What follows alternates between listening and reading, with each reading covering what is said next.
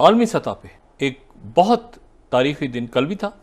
कल इस हवाले से था कि इंडिया जो कि चांद तक पहुंचा, और आज एक और तारीखी दिन इसलिए इस हवाले से था जो ब्रिक्स है उसमें 6 नए ममालिक को शामिल कर लिया गया।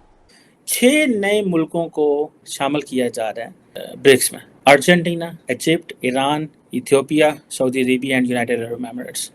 लेकिन पाकिस्तान का दोस्त चीन जो है वो पाकिस्तान की मदद नहीं कर सका। और ये जो है डीपली कंसर्निंग होना चाहिए for the people of Pakistan के लिए।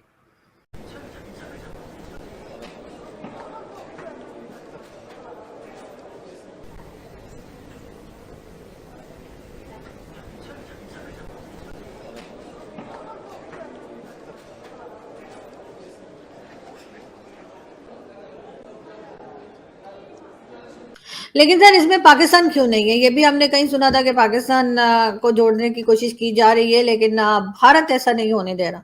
लेकिन चाइना ने पूरी जान तो लगाई होगी ना। आप ये तस्वीर देखें कि हसीना वाजिद भी पहुंची हुई है वहां पर, थैंक्स टू न्यू दिल्ली। तो ग्लोबल साउथ का वाहिद मुल्क जो इसमें रह गया है वो पाकिस्तान है, और दिस इज वेरी इंटरेस्टिंग। उसकी वजह यह है कि उसमें इंडिया का रोल जो है वो लीडरशिप का रोल था, इंडिया आगे आगे था। नमस्कार दोस्तों, वीडियो को लाइक कीजिए, चैनल को सब्सक्राइब कीजिए और बेल आइकन दबाइए ताकि हमारी हर वीडियो की नोटिफिकेशन सबसे पहले आपको मिल सके। आप हमें ट्विटर पे भी फॉलो कर सकते हैं, ये रहा मेरा ट्विटर का हैंडल, जाइए और अभी कभी फॉलो कीजिए। चंद्रयान की सफलता में कहीं न कहीं एक और जो बड़ी घटना हुई वो ढक गई, वो था ब्रिक्स सम्मेलन।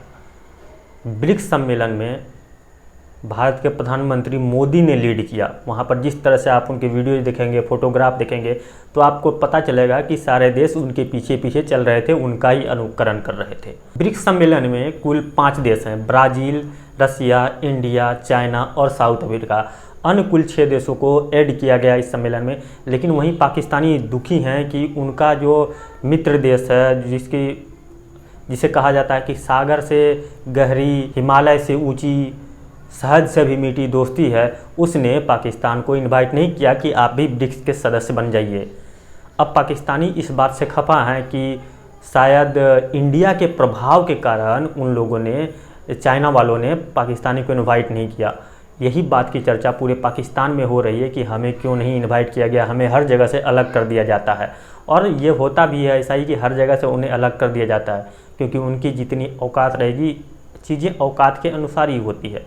तो जितनी औकात थी उतना उन्हें मिलता है, उसके बाद उन्हें साइड कर दिया जाता है। चाइना भी उनका इन सब चीज़ों में कोई बहुत बड़ा साथ नहीं दे रहा, उनके साथ खड़ा नहीं रहता हर जगह, क्योंकि चाइना को जहां अपना फ़ायदा नज़र आता है वो वहीं पर खड़ा रहता है। हालांकि ब्रिक्स के सम्मेलन को मोदी जी लीड कर रहे थे और ये बहुत बड़ी उपलब्धि ही कह लीजिए कि सारा देश भारत का अनुकरण कर रहा है। तो आइए हम इस लेटेस्ट वीडियो को देखते हैं। दोस्तों, ये जो पिक्चर आपके सामने लगी है, इसमें प्राइम मिनिस्टर मोदी और ब्राज़ील के प्रेसिडेंट लूला जो हैं वो एक आई थिंक साउथ अफ्रीकन अखबार को देख रहे हैं कि India's Modi's out of this world, means कि he is on the moon.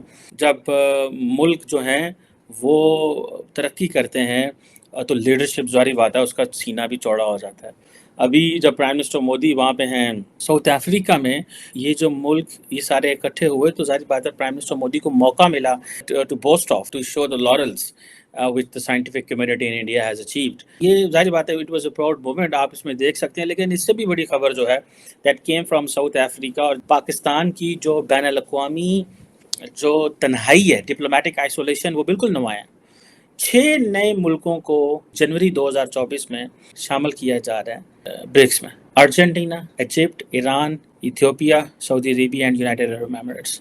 3-4 मुसलमान मुल्क। सो पाकिस्तान को पता चला कि ओआईसी कितनी रेलिवेंट है।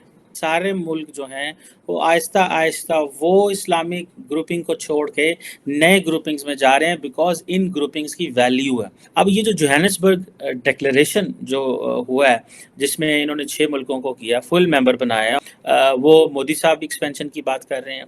लेकिन पाकिस्तान का दोस्त चीन जो है वो पाकिस्तान की मदद नहीं कर सका।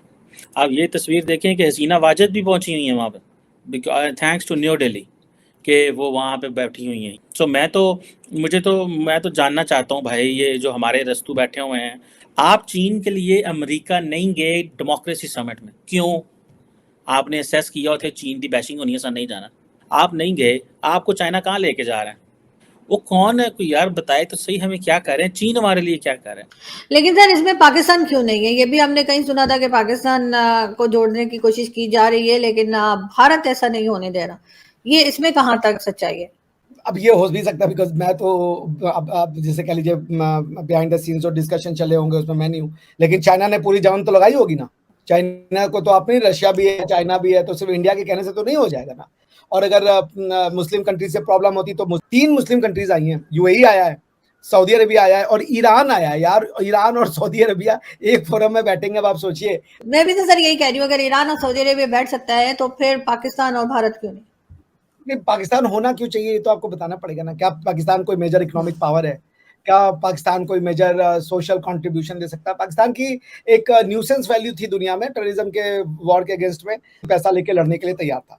इससे ज्यादा आप खुद बताइए कि पाकिस्तान का क्या कंट्रीब्यूशन है दुनिया को, क्या दिया है पाकिस्तान ने दुनिया को? आज इकोनॉमी वाइज आपका कोई फ्यूचर दिखता नहीं है, पॉपुलेशन आपकी ग्रोथ इतनी है जिसका कि कोई रोकने वाला नहीं है, पोलराइजेशन एक्सट्रीम पे आपके यहाँ पे है। सो पाकिस्तान को लाने का मतलब था कि जो ब्रिक्स के कंस्ट्रक्टिव मुद्दे थे वो रुक जाता, पाकिस्तान आता तो कश्मीर। सो मेरे ख्याल से 6 लोग नए ऐड किए गए हैं, 6 नई कंट्रीज ऐड की गई हैं, उसमें पाकिस्तान को नहीं लिया होगा तो एकदम यूनिसन से डिसीजन हुआ होगा, यूनानिमिटी के साथ डिसीजन हुआ होगा कि भाई नहीं लेना। तो ग्लोबल साउथ का वाहिद मुल्क जो इसमें रह गया है वो पाकिस्तान है, और दिस इज वेरी इंटरेस्टिंग।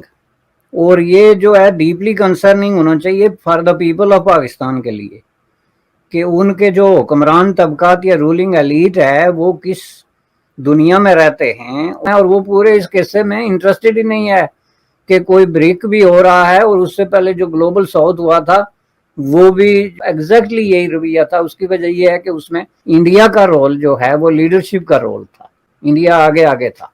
अब जाहिर है ब्रिक में भी इंडिया आगे आगे होगा, चूंकि जिस हिसाब से ये क्लासिफिकेशन है तो जाहिर है उसमें इंडिया एक बड़ी पर्सनालिटी है, तो वो आगे आगे होगा।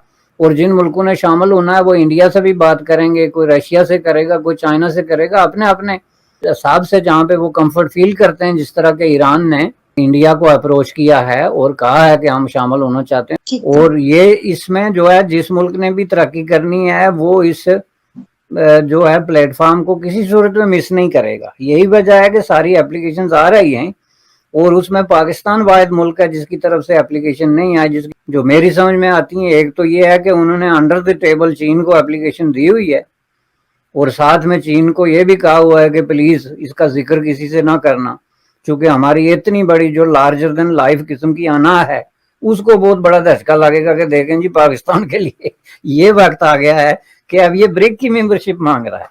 एक बात ये हुई है। दूसरी बात ये है कि ये totally they have lost their mind, जो उनकी लीडरशिप है। और तीसरी वजह ये हो सकती है कि वही रवायती किस्म का इंडोफोबिक किस्म की जो पॉलिसी है कि जी चूंकि इसको इंडिया लीड करता है, इंडिया कंट्रोल करता है, तो अगर हम इसमें शामिल हुए तो हमें जो है वो इंडिया के टर्म्स और कंडीशंस पे जो है वो शामिल होना पड़ेगा। तो आखिर में घुमा फिरा के तो पाकिस्तान के ये लोग हैं, इनकी जिंदगियां जो हैं वो जाके फिर वही इंडिया के साथ जुड़ जाती है, उससे बाहर निकल। आप हमें कमेंट करके बता सकते हैं कि आपको ये वीडियो कैसा लगा। अगर वीडियो पसंद आया तो वीडियो को लाइक कीजिए, अपने दोस्तों के साथ शेयर कीजिए। अगर आप हमारे चैनल पर नए हैं तो चैनल को सब्सक्राइब कर लीजिए और बेल आइकन दबाइए ताकि हमारी हर वीडियो की नोटिफिकेशन सबसे पहले आपको मिल सके। ये वीडियो देखने के लिए आपका बहुत बहुत आभार। मिलते हैं किसी अन्य वीडियो में, तब तक के लिए जय हिंद।